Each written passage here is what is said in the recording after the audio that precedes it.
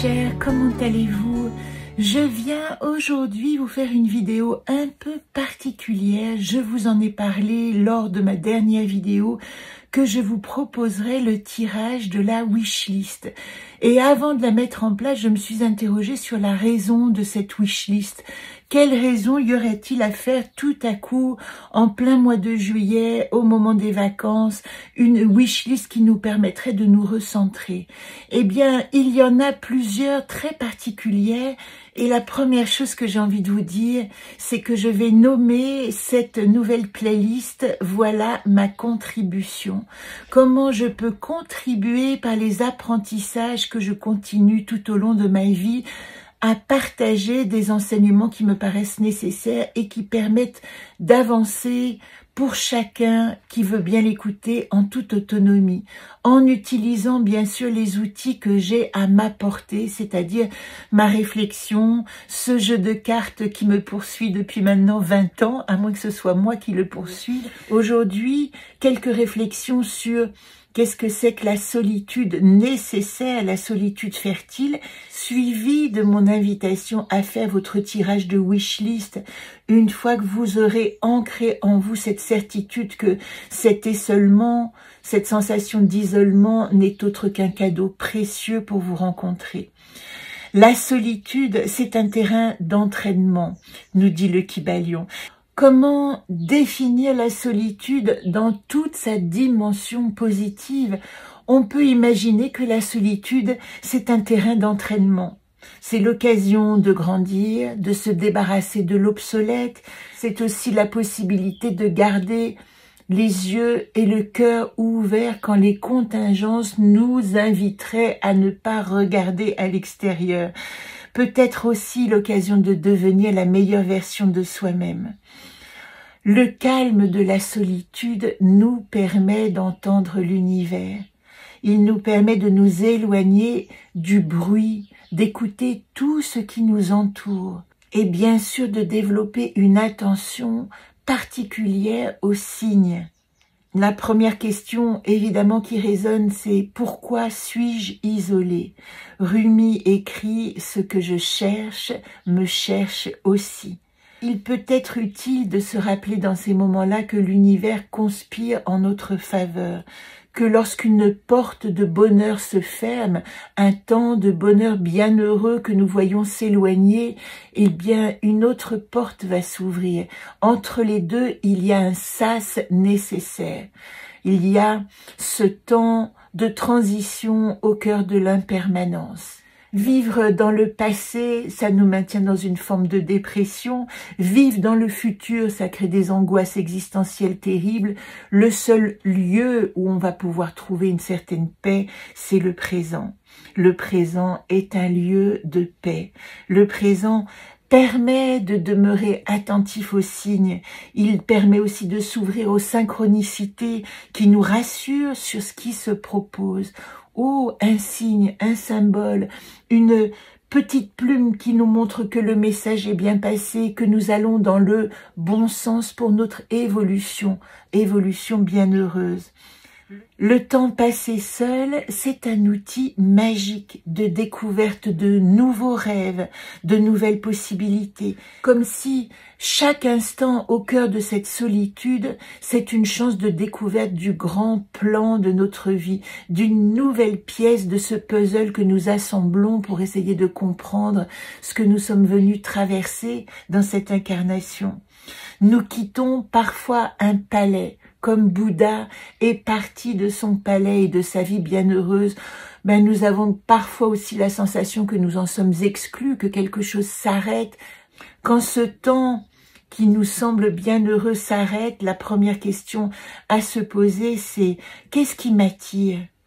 Alors Bouddha a été attiré par parcourir le monde, rencontrer d'autres contextes, s'ouvrir à la méditation. Je prends un exemple évidemment de magnificence spirituelle. Mais nous, petits êtres incarnés, qu'est-ce qui nous attire? C'est là que se trouvent les signes qui vont nous guider vers ce qu'on appelle notre mission intérieure. Qu'est-ce qui m'attire aujourd'hui? En restant attentif à son environnement dans cette solitude, on va comprendre le prochain lieu, le prochain havre de paix qui nous attend. Est-ce que c'est l'envie de se promener dans la nature? Est-ce que c'est l'envie de voyager, de découvrir d'autres lieux? Est-ce que c'est la curiosité de se mettre à un instrument de musique, à une nouvelle culture, à une nouvelle langue?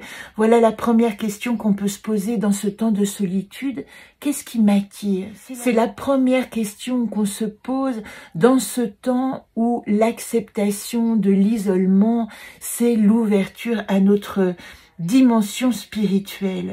C'est l'occasion d'apprendre à se concentrer sur son monde intérieur, à observer ses pensées, à ressentir en conscience ses émotions, à évaluer ses croyances avec plus de lucidité. L'isolement, c'est une grande chance de réaliser ce changement nécessaire dans notre vie, ce petit palier qui va nous conduire à une autre dimension. Peut-être que nous n'en voulons pas, peut-être que nous étions bien dans notre confort, mais quelque chose dans le rouage est grippé, nous le sentons et nous avons besoin de passer à la petite roue dentée supérieure qui va activer un autre mécanisme d'évolution. Adopter des pratiques positives, c'est important dans ce temps de solitude.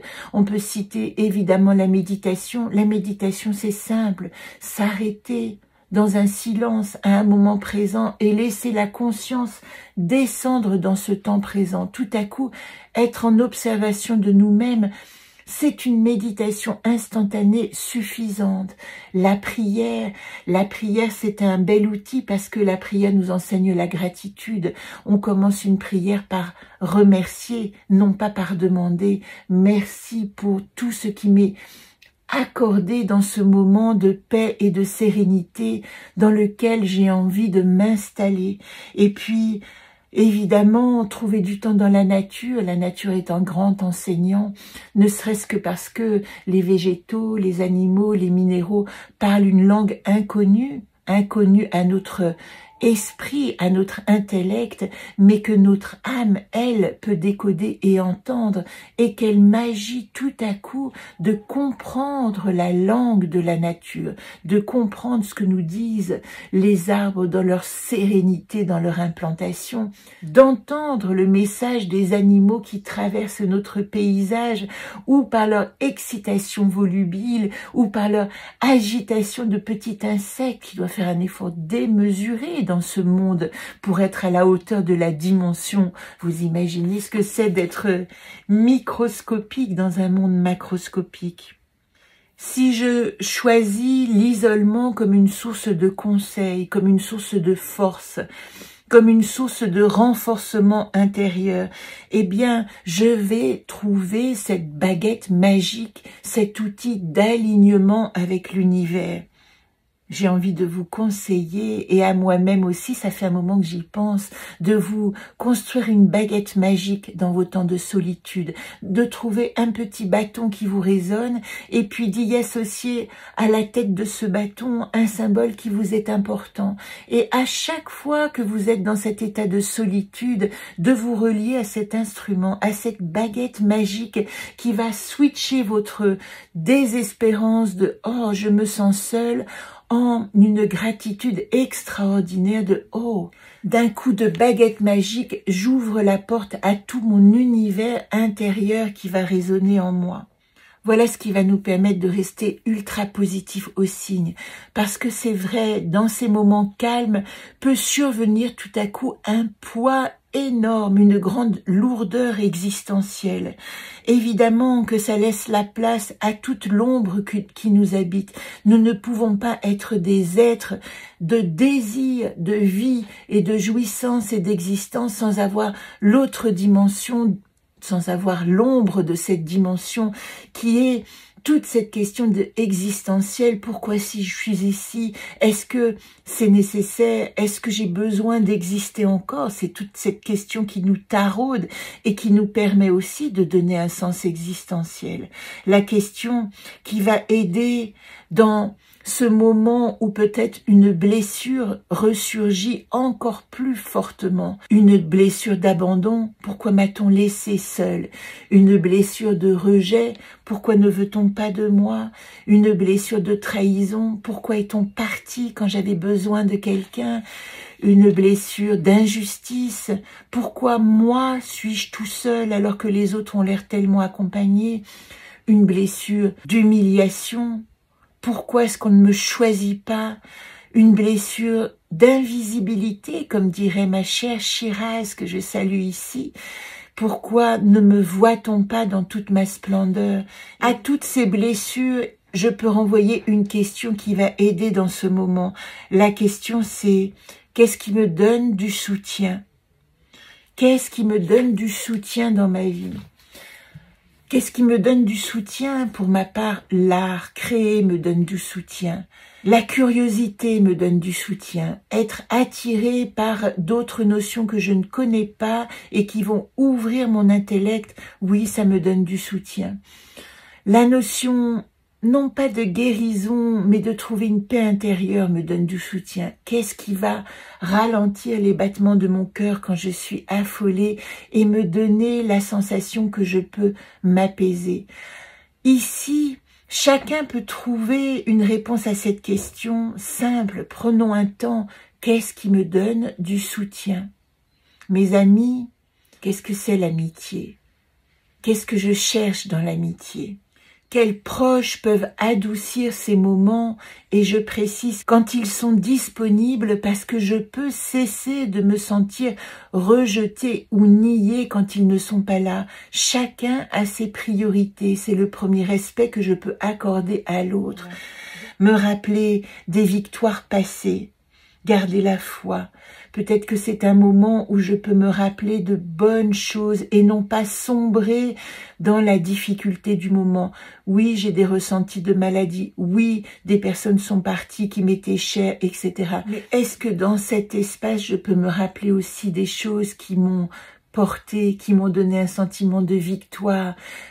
Mes enfants, quand ils sont venus au monde, la reconnaissance à certains moments d'exposition, quand quelqu'un a tout à coup jeté un regard sur une œuvre particulière, tous ces moments qui vous appartiennent, à vous à qui je m'adresse, quel est l'endroit de votre victoire? Peut-être toute petite victoire personnelle, réussir quelque chose que j'essayais de faire, un morceau de piano qui ne passait pas et tout à coup qui se retrouve fluide. Ce sont des moments de victoire auxquels je dois donner toute leur importance. Voilà quelques réflexions sur la solitude décousue, parce que je parle à bâton rompu.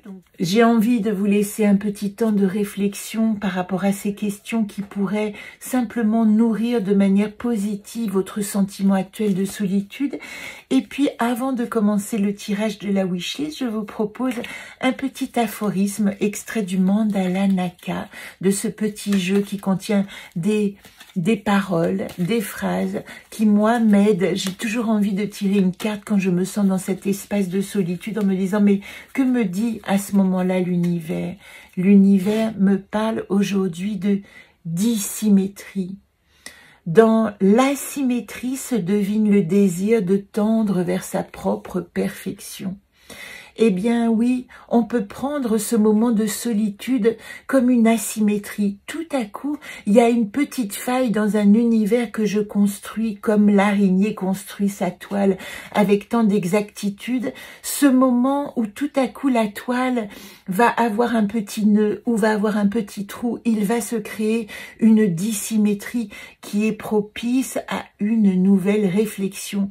Pour ces araignées tisseuses de créativité, d'imaginaire et de notre propre vie que nous sommes.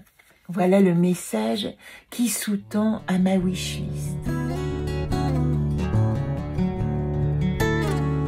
Voici donc ma contribution du jour. C'est ce fameux tirage, si vous avez le calendrier 2025, de la wishlist. Si vous ne l'avez pas, ce tirage, à partir du moment où je m'adresse à vous tous de manière collective, et collective. Donc si vous tombez sur cette vidéo et ce tirage, il va vous donner des pistes très importantes pour essayer de faire même si vous ne connaissez pas le jeu Anacartes, votre wishlist. Ce tirage particulier et intéressant parce qu'il était associé à ce que j'appelle le chemin de vie, la grille de lecture du chemin de vie. Donc dans cette wishlist de juillet, ce que je vous proposais tout simplement, c'est d'essayer d'évaluer vos 7 arbres de la connaissance tels que nous les avons appris dans les enseignements du tarot. Nous allons tout simplement évaluer notre wishlist à partir de ces 7 verbes qui composent les 7 arbres de la connaissance. Une carte a sauté pendant que j'étais en train de faire la coupe. La carte, c'est Momime. Eh bien, moi, à chaque fois que les cartes se présentent, je les choisis évidemment. Momime nous dit, dans cette wishlist, avant de commencer à écrire, parce que je vais vous proposer un petit exercice, je vais vous demander de réfléchir à qu'est-ce que votre âme a envie de réaliser. Qu'est-ce que votre âme attend de votre esprit et de votre corps pour s'incarner dans cette dimension trinitaire, corps, âme, esprit dans cette incarnation. Donc ce qui sous-tend, c'est déjà que veut me dire dans cette wishlist, dans cette liste de vœux, mon âme. Et le monde va nous demander de percer des secrets, d'aller au-delà de ce que nous savons et de percer des secrets que mon âme a besoin d'entendre pour comprendre ce qu'elle veut. Le premier verbe dans cette grille de lecture du chemin de vie, c'est le verbe entreprendre. Je vais vous demander simplement de vous prendre quelques secondes, quelques minutes et de réfléchir aujourd'hui, qu'est-ce que j'ai envie d'entreprendre? Et j'ai envie d'ajouter à ce jeu, qu'est-ce que mon âme a envie d'entreprendre? Une fois que vous avez répondu à cette question, qu'est-ce que j'ai envie d'entreprendre? Un nouveau travail, un nouveau voyage, un déménagement, une nouvelle vie affective? Cette réponse vous appartient totalement. Qu'est-ce que j'entreprends? Kanaa nous dit... Je dois écouter mon intuition. Est-ce qu'il y a une petite voix là à cet instant qui vous parle en disant qu'est-ce que j'entreprends, mais j'ai envie d'aller là, j'ai envie de faire ça, j'ai envie d'apprendre ça. Voilà, mon entreprise, elle va commencer par réaliser cette chose qui tout à coup a jailli dans mon esprit au moment où la question s'est posée. Donc pour répondre à la question qu'est-ce que j'entreprends, Kanaa dit écoute ton intuition, écoute la petite idée qui jaillit. La deuxième question de votre wishlist, c'est qu'est-ce que j'apprends, qu'est-ce que j'ai envie d'apprendre? Je vais vous laisser quelques secondes, évidemment, pour réfléchir à cette question. Qu'est-ce que c'est cette notion d'apprentissage? Est-ce que je dois apprendre quelque chose de nouveau? Est-ce que je dois me tourner vers une nouvelle discipline? Est-ce que je dois simplement apprendre de qui je suis? Je vous rappelle que dans la coupe, nous avons Donat, le gardien des secrets. Est-ce que je dois apprendre des secrets sur moi-même? Ça peut être la question tout simplement. Ben oui, vous voyez dans cet apprentissage, dans cette question qu'est-ce que j'apprends, nous avons le paysage intérieur. Plus que jamais ici, peut-être que la question c'est qu'est-ce que j'apprends, non pas de l'extérieur mais de moi-même. Qu'est-ce que j'ai à apprendre qui va me faire grandir? Aujourd'hui, maintenant, il est peut-être intéressant de me pencher sur ce qui anime mon paysage intérieur et que je n'ai pas assez regardé. Prenez un temps pour fermer les yeux et regarder à l'intérieur de vous ce paysage, ce jardin idéal, de vous projeter dans ce jardin et tout à coup d'essayer de regarder un endroit que vous ne regardiez pas avant. De quoi serait-il constitué? De quoi parle-t-il cet endroit? Où est-ce qu'il est cet endroit secret que vous n'avez pas encore remonté à votre conscience et qui vous demande d'apprendre quelque chose de vous-même? Aujourd'hui, dans ma wishlist, je décide d'apprendre quelque chose de mon paysage intérieur qui va nourrir toute ma vision de mon paysage extérieur.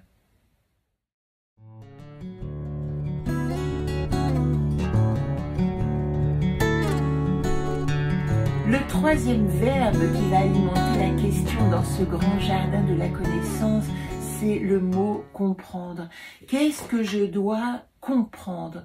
Dans cette wishlist, il y a quelque chose qui va me nourrir, qui va... Dans cette wishlist, il y a quelque chose que j'ai à comprendre. Est-ce qu'on peut s'arrêter un instant sur cette notion de compréhension? Est-ce que vous êtes dans un moment présent où se sont passées des choses, est-ce que nous sommes, que nous n'avons pas comprises? Nous n'avons pas compris le sens de choses qui sont arrivées. Eh bien, dans cette wishlist, peut-être qu'il est question de se pencher sur comment je peux accéder à une nouvelle compréhension de choses qui sont arrivées et que je n'ai pas comprises. C'est intéressant de rencontrer Vagan à ce moment-là. Nous arrivons au mois d'août très bientôt et Vagan n'est autre que la gardienne de la guérison, la 8e gardienne qui nous dit réparer les os brisés, prendre un temps, prendre une étape pour comprendre ce qui est arrivé et guérir. J'ai envie évidemment de vous parler de Vagan, parce que Vagan, dans l'arbre de comprendre, va nous demander de réactiver certainement quelque chose qui nous a blessés, que nous n'avons pas compris. Quelque chose, nous dit Vagan, qui a limité notre action. Quelque chose qui a parlé à une peur d'agir, une peur de sortir de son cocon, une peur d'avancer. Peut-être que vous pouvez explorer ici des blessures de rejet, d'abandon, de trahison. Et la question que nous pose Vagan, c'est « ai-je le droit de m'écouter et de vivre à mon rythme ?» Il y a une compréhension nécessaire, nous est dit dans cette wishlist, de quelque chose qui nous a blessés et que nous devons prendre le temps de réparer.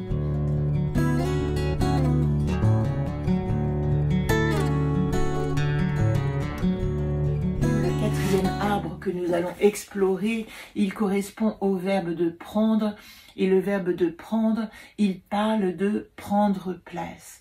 Dans ma wishlist, comment ai-je envie de prendre place? Comment ai-je envie de m'incarner? Comment ai-je envie de matérialiser mon opulence? Nous sommes dans une wishlist et j'ai carte blanche pour réaliser mon implantation dans ce monde nouveau, avec des nouveaux paradigmes. Si j'établis une wishlist, c'est que je suis un être nouveau, rempli de nouveaux désirs, et nous dit ici cette wishlist, j'ai carte blanche pour réaliser ces nouveaux désirs. Alors vous savez que sur les cartes, encore ce que je peux, vous savez que sur les cartes hors alphabet, encore qui me dit ce que je peux, later ce que je veux, blanc ce que je sais, eh bien je dois rajouter une nouvelle carte qui va m'indiquer, en l'occurrence pour blanc, qu'est-ce que je dois savoir. Il y en avait deux. J'ai tiré 2 cartes. Alors c'est drôle, j'ai le reposé, mais regardez. J'ai tiré 2 cartes et Udurs, la matière, s'est présentée avec Voyat, la vérité.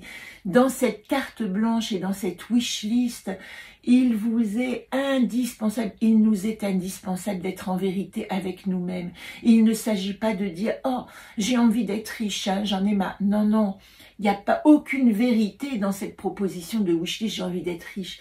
Mais maintenant, je vais dans une voie où je suis exactement moi-même qui va me montrer mon opulence. Vous voyez la différence entre demander la richesse, qu'est-ce que ça veut dire? Qu'est-ce que c'est la richesse de quoi? On connaît tellement de gens qui sont riches pécuniairement et qui ont une pauvreté d'âme insondable. Demandez à la vérité de votre âme de quelle opulence elle a besoin. Voilà, dans cet arbre de prendre place, c'est absolument magnifique d'imaginer que dans l'arbre de prendre place et dans cette wishlist que vous êtes en train d'écrire, vous avez carte blanche pour réaliser votre opulence.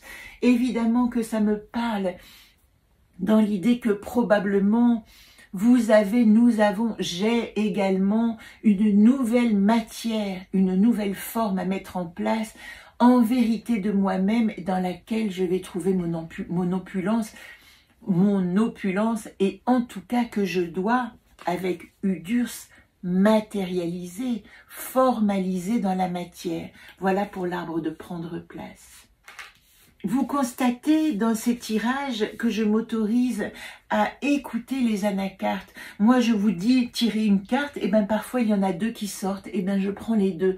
Le jeu lui-même a un mode de fonctionnement en résonance avec nous qui va nous permettre d'avoir des informations. Nous allons lui donner une forme. Tiens, je tire une carte, mais si lui a envie de nous donner une information double, eh bien, prenons-la, cette information. Cela fait partie de la liberté que vous pouvez vous accorder quand vous allez utiliser un oracle. Je précise ici que j'utilise évidemment mon oracle des anacartes parce que c'est celui qui me résonne, mais si vous avez un jeu que vous aimez particulièrement, adaptez votre jeu à cette wishlist.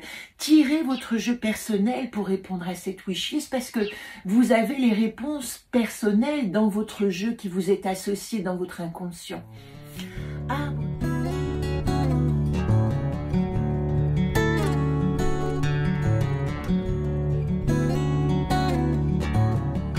Arbre de communiquer, c'est le 5e arbre. Comment je vais désirer communiquer à partir de maintenant? C'est intéressant parce que communiquer, c'est aussi me parler à moi-même dans cette wishlist. Qu'est-ce que je désire dire? Qu'est-ce que je désire exprimer? Qu'est-ce que je désire montrer? Communiquer, c'est être en relation avec le monde. Montrer au monde de moi-même. Comment je souhaite communiquer au mieux qui je suis. Je dois réfléchir. Je dois conceptualiser. C'est comme si je devais, dans cette wishlist, réfléchir à « mais quelle est la personne qui a envie de parler à une autre personne en moi? Quelle est la personne véritable qui parle quand elle s'adresse à quelqu'un d'autre? Est-ce que je suis réellement moi-même quand je parle à quelqu'un ?» Je vous rappelle que nous avons dans la coupe Momime l'âme, moi dans le monde, Donate les secrets. Est-ce qu'il n'est pas question ici avec Zolp de la réflexion et la pensée de commencer à exprimer des vérités venues de nos profondeurs? Peut-être que vous avez écrit dans votre wishlist à cet arbre de communiquer, j'ai envie qu'on me comprenne, j'ai envie que quand je parle, les gens m'entendent, etc. Eh bien, Zolp dit, oui, eh bien, réfléchis à ce que tu dis et peut-être va chercher des vérités tout au fond de toi-même que tu n'as jamais dites. Ose révéler des secrets. Si tu as envie de parler avec l'autre et de te révéler, ose toi d'abord être en vérité et dire des choses qui vont permettre à l'autre de te comprendre. Voilà pour l'arbre de communiquer.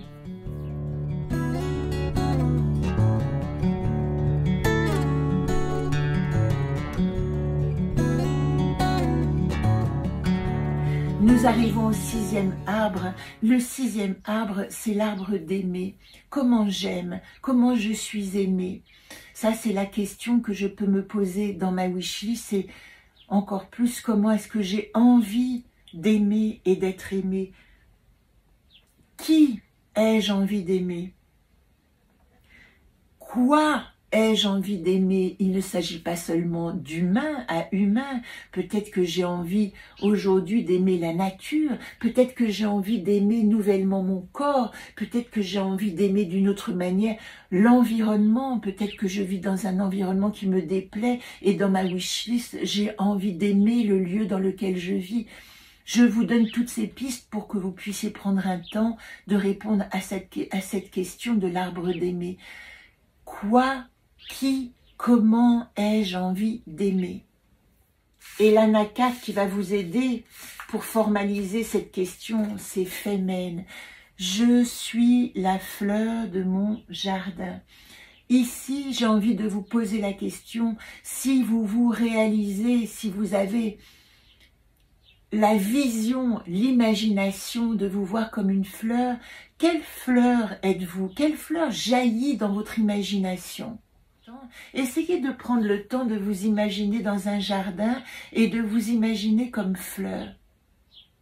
Alors vous avez également cet anaconte que j'ai réédité, l'anaconte du jardin intérieur. Vous avez également à votre disposition cet outil que j'ai réédité, le jardin enchanté. Ce jardin enchanté, il associe déjà 29 fleurs différentes.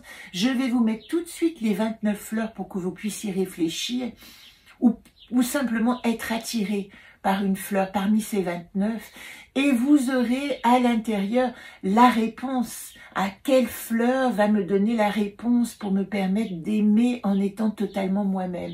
Et ce que je vais faire devant vous, c'est que nous allons tirer au hasard. Alors vous voyez, c'est un carnet, mais je peux vraiment mélanger puisque il y a une spirale. Je peux tourner les pages à l'envie et nous allons simplement demander à une fleur de nous donner une réponse. Comment j'aime. Et voilà la réponse de « Oh !» Incroyable. Cette fleur n'est autre que la Garden Rose Aphrodite. Alors, je vais mettre évidemment la page concernée en gros plan pour que vous puissiez lire toutes les valeurs de cette Garden Rose Aphrodite qui nous demande vraiment de nous aimer nous-mêmes, qui nous demande vraiment de rentrer en amour avec cette Aphrodite que nous sommes. Dans ce jeu, j'ai associé des comptines ou des chansons que nous connaissons tous.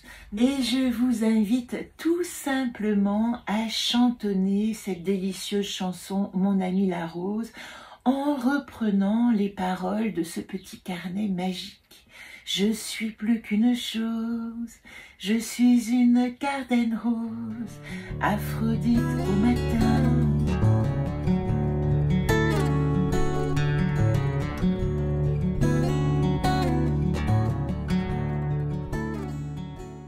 Nous allons terminer cette wishlist par l'arbre de se reposer. Sur quoi j'ai envie de me reposer? À partir de maintenant, qu'est-ce qui va me donner de la force?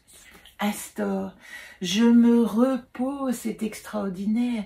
Elle nous parle encore de renouveau, Astor.